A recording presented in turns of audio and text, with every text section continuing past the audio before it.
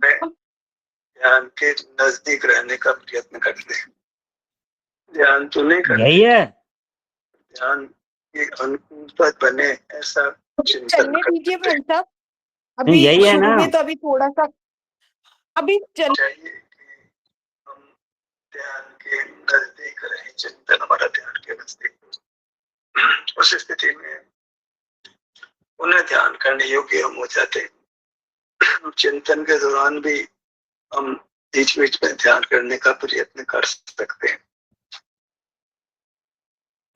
ध्यान का सैद्धांतिक चिंतन हम करते हैं सेकंड सेशन में। इसकी साइंस विज्ञान क्या है, इसकी विधि थियोरेटिकली कैसी क्या है, उसका लाभ क्या है, ये सब कुछ हम सेकंड सेशन में विचार करते हैं।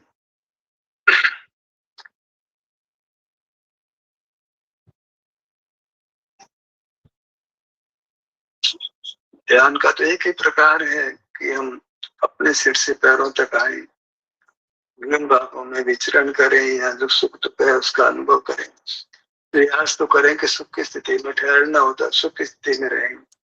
वेदना है तो वही उपयोग जाता है तो वहां सहज के साथ उसका चयन करें।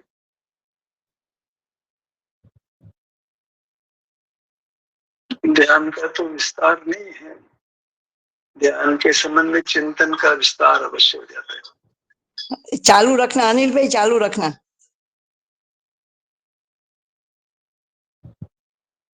प्रथम ध्यान यत्न से होता है और बाद में सहज होता है। ये भी सहज समझने जैसा है, क्योंकि अनादि से बहिर्मुख रहे हैं तो वृत्ति बहिर्मुखी होना चाहती है, पुनरावृत्ति होती, संस्कारित हो जाती है। जो काम करते आए हैं उसी काम को हम करते रहना चाहते हैं कि हम जो जैसा चल रहा है उसमें परिवर्तन नहीं चाहते, अभ्यस्त हो जाते हैं, एक आदत बन जाती है। किसी स्थान में रहते हैं तो स्थान भी प्राय लोग बदलना नहीं चाहते, स्थिर होकर जीना चाहते हैं।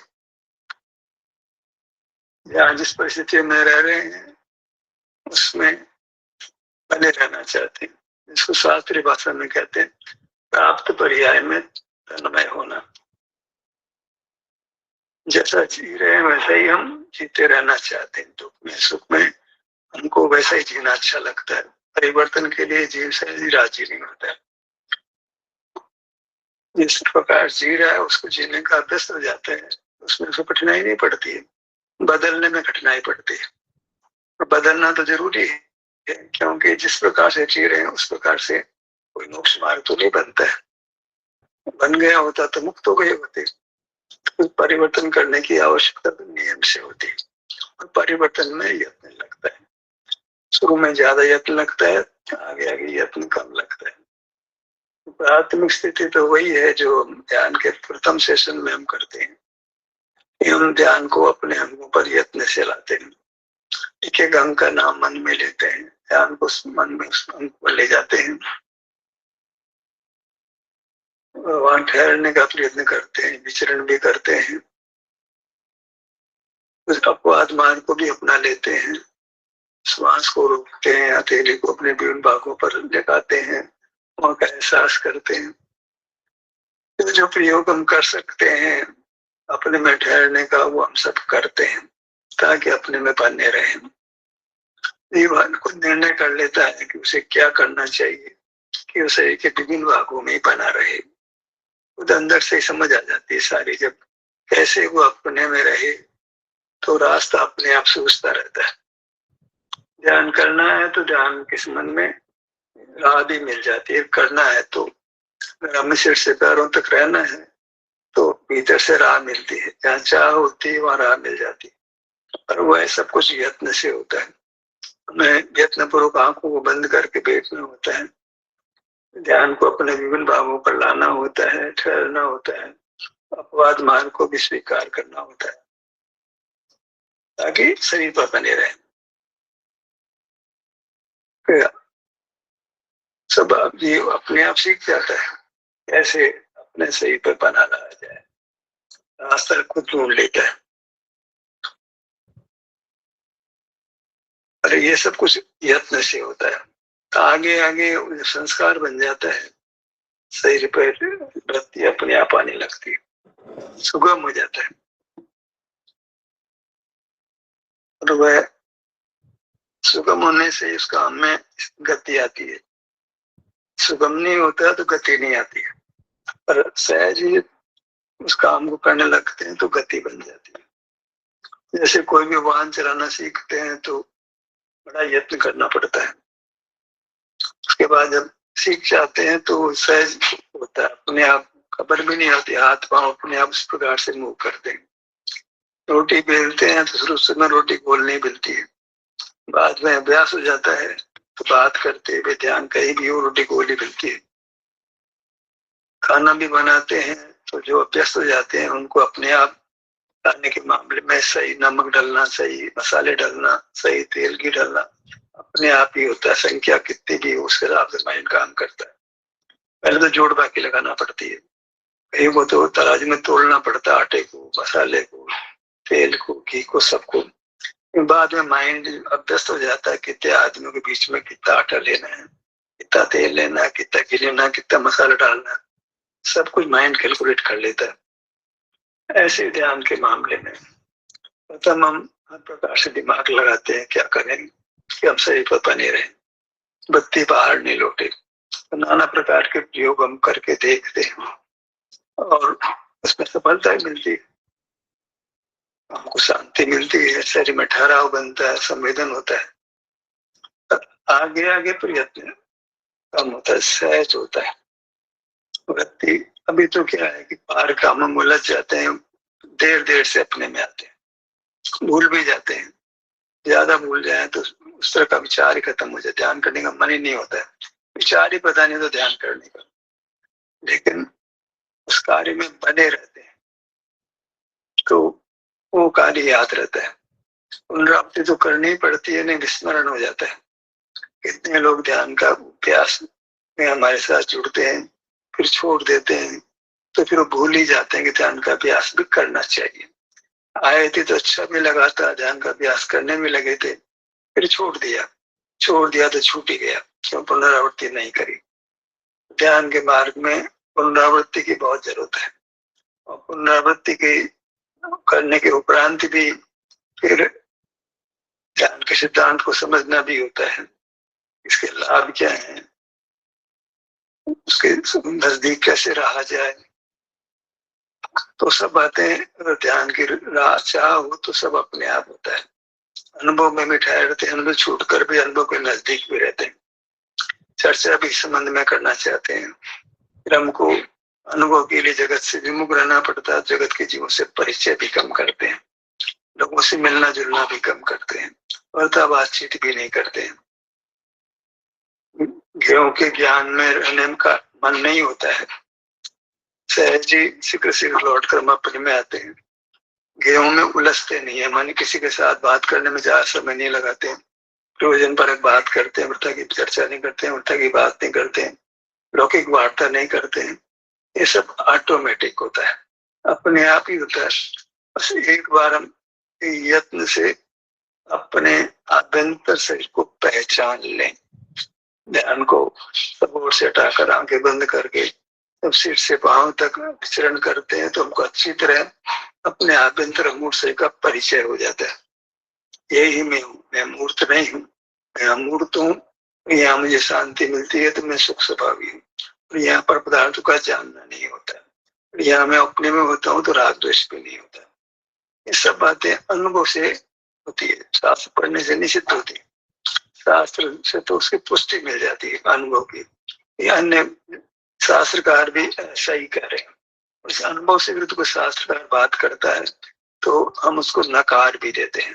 अनुभव इतना बलवान होता है कि अनुभव की पुष्टि मिलती है, आगम में होता तो हम स्वीकार कर लेते हैं, पर अनुभव से विरुद्ध बात कोई आगम में मिलती है तो हम जान लेते हैं कि ये बात जो उसमें मिलावट है वह स्वानुभूति प्रसूत नहीं है, ये केवल कल्पना है, या परंपरा से चला हुआ ज्ञान है, मिथ्या ज्ञान है।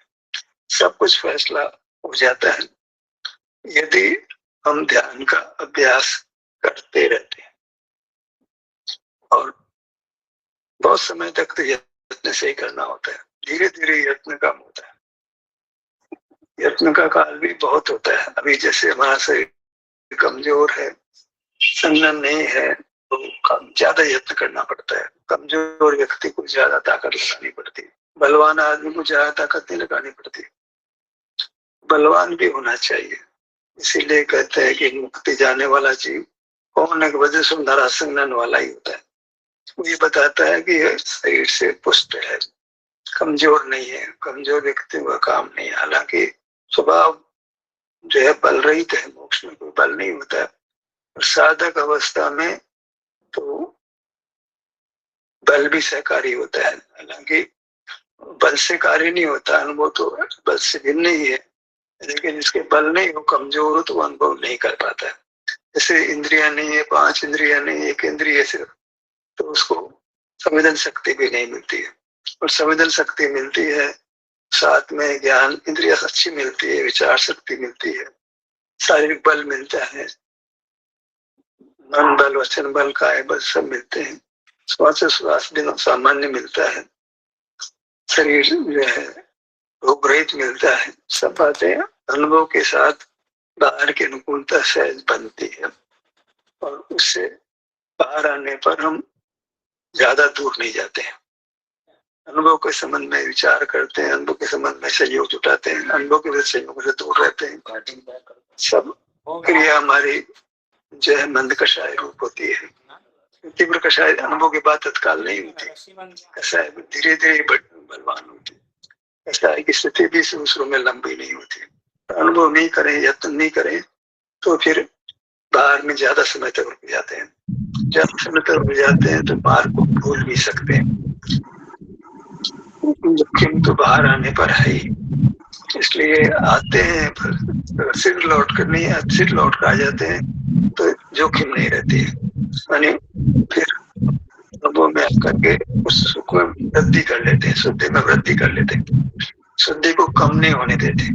बाहर आने पर शुद्धि में कुछ हीनता होती है, कमी आती है, फिर लौट के आते हैं तो हीनता को भी कवर कर लेते हैं, जो कमी उसको भी कवर कर लेते हैं और कुछ वृद्धि भी कर लेते हैं। विश्व वैद्य है, वो मरता नहीं है, विष खा लेता है, लेकिन विष का मिटाने का उपाय, विष के कार्य को मिटाने का सामर्थ्य भी उसमें होती है। ऐसे ही जो मोक्ष मार्गी होता है, अनुभव से च्युत होता है, तो पर्याय में कमजोरी, पर्याय में हीनता आती है। और उसके पास अनुभव का मार्ग है, तो वह हीनता को मिटा देता है और वापस शुद्धि को बढ़ा ही लेता है, गिराने नहीं देता। 12 का 5 का नुकसान करता है, तो भीतर आकर 6 का 7 का 8 का लाभ कर लेता है। जैसे लाभ हानि झूलते हुए भी हानि कम होती है, लाभ ज्यादा होता है। कर्म बंध कम होता है, निद्रा ज्यादा होती है। क्या होगा? अल्टीमेटली सकल कर्म का क्षय करके परमात्मा होगा। पर मोक्ष मार्ग में ऐसे चढ़ना उतरना होता है, चढ़ता ज्यादा है, गिरता कम है। शुरू में स्थिति अलग होती है, शुरू में गिरने की संभावना ज्यादा होती है, चढ़ने की संभावना कम होती है। शुरू में ताकत लगती है, बाद में इतनी ताकत लगाने की जरूरत नहीं पड़ती। हमें चाहिए कि मार्ग को हम अपने लिए सरल बना लें, सुबोध बना लें, बिना यत्न का बना लें, सहज बना लें। तो उसके लिए पहले यत्न करना पड़ेगा। किसी भी काम को पहले यत्न से कर लेते हैं तो बाद में सहज हो जाता है। कोई भी नए शुरू में दिक्कत होती है, बाद में काम बड़े आराम से कम यत्न से हो जाता है। सहज दूसरे का बनाव बन जाता है। अभ्यास के कारण से वृत्ति स्वभाव की ओर ढलती है, अपनी ओर ढलती है और हमें सूक्ष्म वृत्ति होती है। सदा ही यत्न से उतना यत्न करना पड़ता है, ये बात नहीं।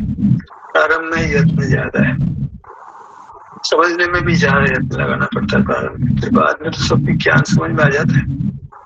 ज्ञान में भी यत्न, समझने में भी यत्न। हमको समझना ही नहीं, हमको समझना ही नहीं है, हमें तो ध्यान ही करना है, ये बात भी नहीं होती। इसका थियोरेटिकल सिद्धांतिक पक्ष पे समझना पड़ता है, उससे ध्यान का विज्ञान समझ आता है तो हमारे चित्त स्वरूप में स्थिरता में स्वरूप में स्थिर रह पाते हैं। नहीं तो भ्रम पैदा हो जाता, शंका पैदा हो जाती है। ज्ञान मालूम हो तो गम पैदा नहीं होता, शंका पैदा नहीं, तो निशंकता से उस काम को करते हैं। तो समझ लिया जाए कि हमें ध्यान भी करना है और ध्यान का विज्ञान भी समझना है। ध्यान का विज्ञान ध्यान को पुष्टि करता है। साबित स्वरूप सिद्धि हो गई ना, ये तो ध्यान नहीं हुआ ना, ये तो चर्चा हो गई ना, तो विकल्प हो गया ना, तुम कौन निरंतर ध्यान कर पाओगे? संभव ही नहीं है। चर्चा भले ज्ञानात्मक है, संवेदनात्मक नहीं है, तो भी हमें ऐसी चर्चा करनी है, ऐसा ज्ञान में खड़ा होना है कि शीघ्र ही ध्यान में लौट कर आ सके। ज्ञान भी ध्यान का पूरक बन जाए, विरोधी नहीं रहे। जब हम ज्ञान में भी शरीर के ही बारे में सोचते हैं, सुख स्वभाव के बारे में सोचते हैं, ज्ञान के निंद भाव के बारे में विचार करते हैं, तो वह ज्ञान जो विरोधी है वो भी सहकारी हो जाता है। जो ज्ञान जीव को स्वरूप से भ्रष्ट करता है, वही ज्ञान स्वरूप में आने में निमित्त भी बन जाता है। तो दुश्मन को भी हम मित्र बना लेते हैं। दुश्मन तो मित्र बनाना एक कला है जो अनुभव से पैदा होती है। अनुभव से छूटकर भी ज्ञान को भी अपने हित के लिए काम लेता है। ज्ञान से स्वरूप के बारे में चिंतन करता है, इसमें नहीं सोचता है, स्वरूप का विकल्प करता है। हम भी तो नहीं ध्यान कर पाते हैं, तो अंगों का नाम लेते हैं। क्यों लेते हैं? अंगों का नाम लेना तो विकल्प है, ज्ञान है। तो भी जानते हैं कि अभी अनुभव नहीं कर पाते हैं, तो फिर सहज ही अंगों के नाम का विकल्प होता है। यत्नपूर्वक विकल्प करते भी हैं, करना भी चाहिए। ऐसा भी तो विकल्प हो गया, तो कौन से तुम स्वरूप में निरंतर स्थिर हो सकते, के साथ तो परिवर्तन नहीं हो सकता। तो संस्कार आया वो धीरे धीरे बदलता है, एक साथ बदलता है नहीं। ट्रांजिशन है वो कुछ समय लगता है। कोई भी है, पौधा बोते हैं तो किसी का भी फल का पौधा बोते हैं तो कुछ इस महीनों तक, वर्षों तक कोई फल नहीं लगता है। तो पर वो फल लगने की तैयारी तो चलती बीज बोने के साथ ही शुरू हो जाती है। ऐसे ही का यत्न करते हैं, मोक्ष तत्काल तो नहीं होता है, मोक्ष होने की तैयारी हो जाती है और फिर मोक्ष हो भी जाता है। समय तो लगता है, तो कोई नियम तो है, गुणस्थान है।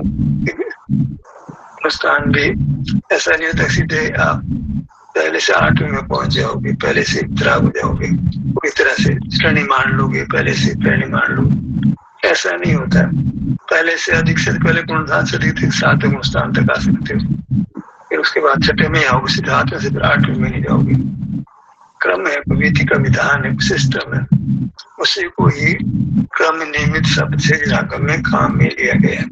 हम उसका अर्थ गलत कर देते हैं। सब कुछ निश्चित है, सब कुछ भगवान ने जान लिया है, ये उस अर्थ का अनर्थ कर दिया जाता है। हम खुद कहता है निश्चित से लोकालों को भगवान नहीं जरिकते जानते, प्रयोजन भी नहीं है। परमेश्वर को नहीं है तो पर को देखना जानना कि निश्चित से भगवान तो केवल सुख का अनुभव होता है। खुद कहते हैं स्थिति ऐसी है, निश्चय सत्यार्थ कथन करता है। व्यवहार ने तो एक प्यार से कथन करता है। हम जानते हैं तो भगवान नहीं जानते, तो ऐसा लगेगा भगवान जड़ हो गई। उस जड़ता से बचाने के लिए हम कहते हैं नहीं, हम कम जानते हैं, भगवान सब जानते हैं। केवल भगवान को अपने से श्रेष्ठ बताने के लिए, क्योंकि हमको श्रेष्ठता ज्ञान से ही लगती है, अन्यथा श्रेष्ठता ही नहीं लगती। सुख को हम समझते नहीं, क्या सुख क्या चीज होती है, और इंद्रिय सुख क्या होता है मालूम नहीं। भगवान को श्रेष्ठ कैसे बताएं? तो कोई जन को, व्यवहार जनों को भगवान की श्रेष्ठता बताने के लिए कहते हैं भगवान सब जानते हैं, थोड़ा जानते हैं, पूरा जानते हैं। ये व्यवहार की भाषा है। व्यवहार में जैसे जीव मोक्ष मार्ग में लगे वैसी बात करते हैं। झूठ का भी सारा व्यवहार नहीं लेता है। अफवान योग में तो बहुत ऐसे कथन होते हैं जो बड़ा चक्कर किए जाते हैं, वैसे स्थिति होती नहीं है। व्यवहार में यही कमी है कि वह असत्य का सहारा लेता है, क्योंकि सीधे सीधे सत्य को जीव अंगीकार नहीं कर पाते हैं। पात्र के अनुसार उपदेश होता है। अभी पात्र निश्चय का उपदेश ग्रहण करने के योग्य नहीं होता है, उसको धर्म में लगाए लाना है उसको, तो उसको व्यवहार के मार्ग से निश्चय निकलाते हैं। तो व्यवहार का मार्ग तो जीव की महिमा ज्ञान से लेता है।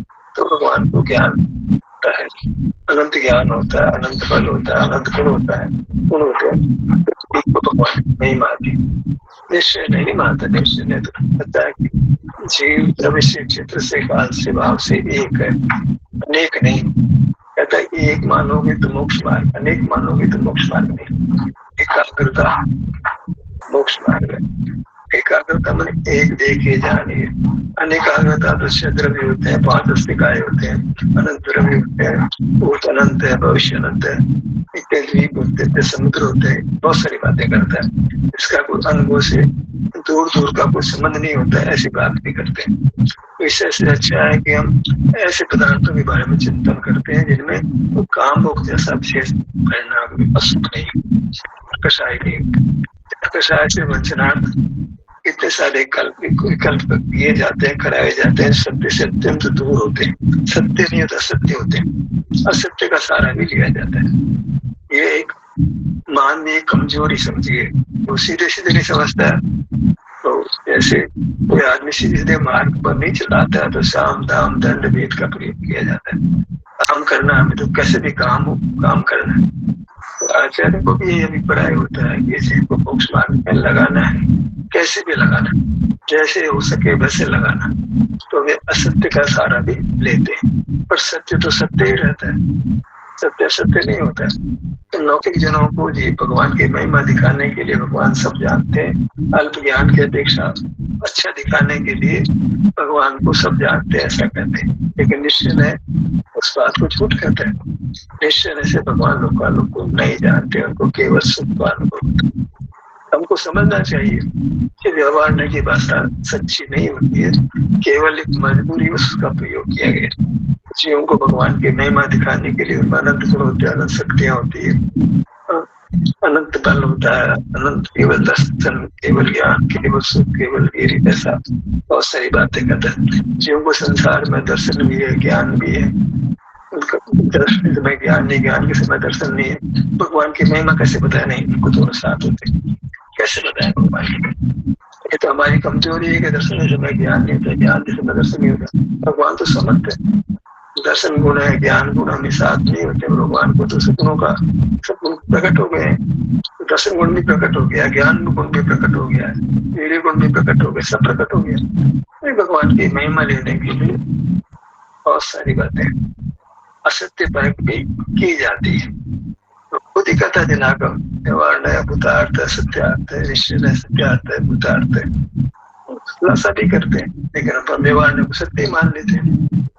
भगवान में लिखा है केवल ज्ञान होता है, केवल दर्शन होता है, केवल सुख, केवल अंध गुणों की शक्तियां खुल जाती है। भाई सिर्फ महिमा बताने के लिए सारा लिया गया था झूठ का, असत्य का। व्यवहार ने असत्य का सहारा लेता है, हम उसको सत्य मान लेते हैं। क्या करें? कैसे मोक्ष मार्ग लगाने के लिए हमने सत्य का सहारा लिया होगा, जीव सत्य को पकड़ लेता है और सत्य को छोड़ देता है। हम खुद कहता है अभी अंतर्मुख चित्त प्रकाश दर्शन है, आत्मा का दर्शन होता है, पदार्थों का ज्ञान होता है। जीवों के ज्ञान से रहित हो जाओ, मुख को जगत से मुख मोड़ो, जगत से नाता तोड़ो, ज्ञान को मर्यादा में लोगे। सारी बातें विरागम अनुभव करता भी है, लेकिन व्यवहार ने है कुछ अलग बात करता है। निश्चय नहीं कहता है कि तेरे देव वाले में देव है, कहीं बाहर देव के दर्शन करता है तो बाहर कहीं देव नहीं है, तेरा देव तो तेरे में तो स्वयं ही है। तो उनमें तो हंसी आती है, तो करता क्या है? मतलब निश्चय है वो सत्य कथन करता है, व्यवहार ने तो कहता है देव दर्शन करना चाहिए, उपासना करनी चाहिए और तप करना चाहिए, दान करना चाहिए सदा आवश्यक में, और बहुत सारी बातें व्यवहार नहीं करता है। जीव उसमें उलझ जाता है, उसी को मोक्ष मान लेता है। जीव बहुत अशुभ में पड़े होते हैं तो उनको अशुभ से छुड़ाने का सिद्धांत वो समझ नहीं पा रहे हैं। ऐसे अनुभव कर समझाने पर समझने को तैयार नहीं, तो क्रिया में तो राजी हो जाएंगे, क्रिया कर लेंगे। कुछ लोग स्वाध्याय में बैठ जाएंगे, लेकिन अनुभव करना उनके पास की बात नहीं। उनको स्वाध्याय का विषय देते रहते हैं, क्रिया के वांछा को क्रिया का विषय देते रहते हैं। तो निश्चय है दोनों का निषेध करता है, कहता है ये योग्य नहीं है, ये सब निष्कुम्भ है, विचारी भक्ति है, सबका निषेध करता है।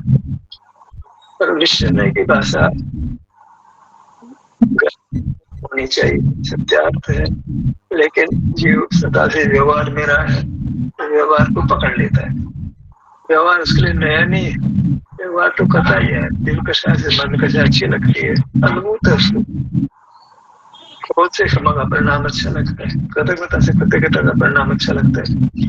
तो व्यवहार का उपदेश है वह उसको अनुभूत है, उसमें उसको थोड़ा शांति लगती है,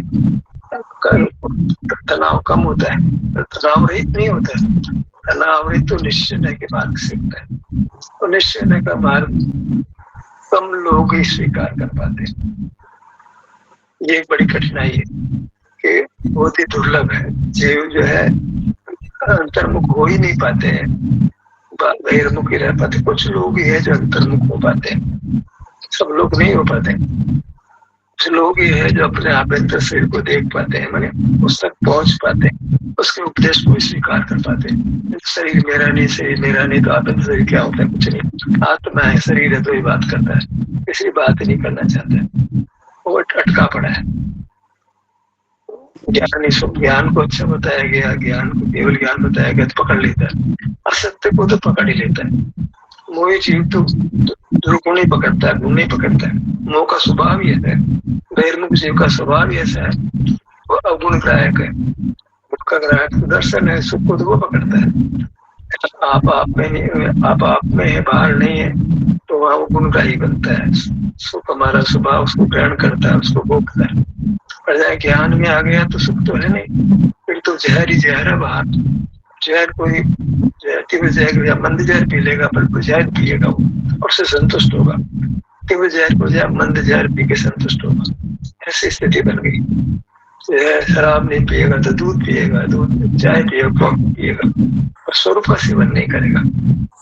बाहर में खान पान में बदली कर लेगा, वस्त्र बदली कर लेगा, नग्न हो जाएगा। व्यवहारने के मार्ग को तो तत्काल ही अपना लेके आंख से दिखता है, आंख बंद करना उसको ठीक नहीं लगता है, बहुत यत्न करना पड़ता है आंख बंद करने के लिए। लोग भी कहते हैं क्या कर रहा है, तो समझ नहीं आता आंख बंद करके क्या करना है। जब आंख बंद करके क्या करना है, करने के भाव स्वसंवेदन प्रकट हो जाता है। अब यथार्थ में मोक्ष मार्ग अब शुरू होता है। अब वो है व्यवहार नहीं द्वारा उपदिष्ट ज्ञान को, आचरण को सत्यार्थ नहीं मानता है, मोक्ष मार्ग नहीं मानता है, मोक्ष का स्वरूप नहीं मानता है, केवल ज्ञान को मोक्ष का स्वरूप नहीं मानता है। वहाँ होता ही नहीं है। सब चेतना का क्या स्वरूप बनेगा? चेतना का अर्थ ज्ञान दर्शन नहीं है, चेतना का अर्थ केवल दर्शन है, संवेदन है, सुख का अनुभव है। ये चेतना का यथार्थ स्वरूप है। ज्ञान दर्शन ही चेतना का स्वरूप नहीं। देखना जानना अर्थ में लिया जाता है, वो तो बिल्कुल स्वरूप ही नहीं। वहाँ तो फिर स्व संवेदन का नया शब्द करना पड़ता है कि सुख का संवेदन होता है, सुख स्वभाव ही होता है, सुख का अनुभव होता है, संवेदन होता है, और दर्शन शब्द का प्रयोग भी नहीं होता, ज्ञान शब्द का प्रयोग भी नहीं होता। ऐसे एक कमजोरी बस मतलब करुणावश आचार्य व्यवहार का आश्रय करते हैं, सत्य का आश्रय करते हैं, और मोही जन है उस तब भगवान मुनि का आश्रय में, मतलब प्रवक्ता के उपदेश की करुणा से निकला है। असत्य का उन्होंने सहारा लिया है, और वह जीव असत्य को सत्य मान करके वहीं खड़ा हो जाता है। सत्य को कहा जाता है, उसका निषेध करता है। व्यवहार ने वो मानने वाला जीव व्यवहार से बात कही गई, वो निश्चय के उपदेश को गलत ठहराता है। अब कहते हैं कि भगवान लोकालोक को नहीं देखते जानते हैं, ज्ञान स्वभाव विधेय जीवन गुण नहीं होते हैं, वो विरोध में खड़ा हो जाते हैं। व्यवहार ने जो बात कही थी उसको मजबूती से पकड़ करके निश्चय के उपदेश को झूठा ठहराता है, सत्य के उपदेश को झूठा ठहराता है, असत्य के उपदेश को कायम रखता है। बड़ी मुश्किल है, भयंकर परिणाम में मुश्किल बहुत है। अभी हम निश्चय का आश्रय से बात करते हैं कि व्यवहार के आश्रय से बात करते हैं, जैसा रोग होता है उसका इलाज करते हैं, तो जीव निश्चय की बात तो समझ नहीं पाता है, व्यवहार की बात अच्छी तरह समझ लेता है। इतना समझ लेता है कि निश्चय की तो बात करते ही कहते निश्चयवासी उसको उड़ाता है, नरक जाएंगे, ऐसी बात करता है। व्यवहार का बहुत पक्ष हो जाता है। नादि से बहिर्मुख का पक्ष है, अंतर्मुख होना बहुत यत्न से होता है, यत्न हाथ में नहीं कर सकते। एक आदमी के बस में नहीं मुक्ति का पुरुषार्थ कर सके। बहुत विरल जीव है जो मुक्ति का पुरुषार्थ करते, बाकी तो सब बाहरी बाहर रास्ते, बाहर अच्छा लगता है, बदलना चाहते ही नहीं। जहाँ जैसे खड़े प्राप्त पर्याय में तन में जहाँ रहते हैं, जैसे रहते हैं, जैसा जीते हैं, बदलने को तैयार ही नहीं होते। बिना बदले तो मोक्ष नहीं होता। संसार में कार्य, संसार में जीरो, संसार ही बना रहेगा, बना ही रहा है।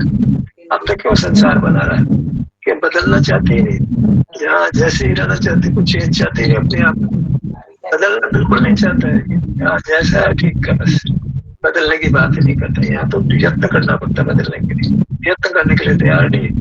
यहाँ तो लोग निर्बल होते हैं, पुरुषार्थी नहीं होते। पुरुषार्थी तो थोड़े से ही होते, शेर थोड़े ही होते हैं, और भेड़ें बहुत होती है, सियार बहुत होते हैं, और जंतु बहुत होते हैं।